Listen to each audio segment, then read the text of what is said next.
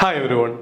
കഴിഞ്ഞ വർഷത്തെ നമ്മുടെ ഓഫ്ലൈൻ മാരത്തൺ ക്ലാസ്സിന് ശേഷം വിദ്യാർത്ഥികൾ പറഞ്ഞൊരു കാര്യമായിരുന്നു, എറണാകുളത്ത് കൂടി അടുത്ത തവണയെങ്കിലും ഓഫ്ലൈൻ ക്ലാസ് കണ്ടക്ട് ചെയ്യാനായിട്ട് ശ്രമിക്കണം എന്നുള്ളത്.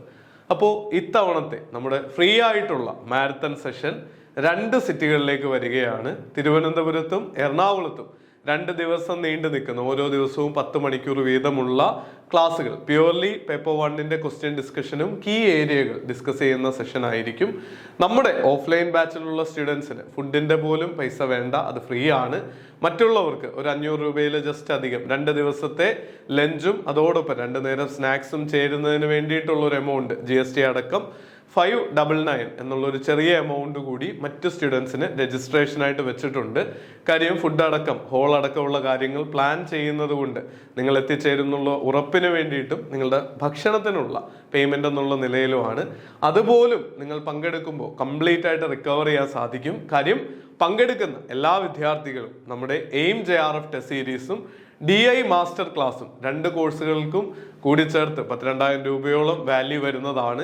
പരീക്ഷ വരെ നിങ്ങൾക്കതിന് ഫ്രീ ആക്സസും നൽകുന്നതായിരിക്കും. ക്ലാസ്സിൽ പങ്കെടുക്കുന്ന വിദ്യാർത്ഥികൾക്കായിട്ടാണ് ആ ക്രമീകരണം നമ്മൾ ചെയ്തിരിക്കുന്നത്.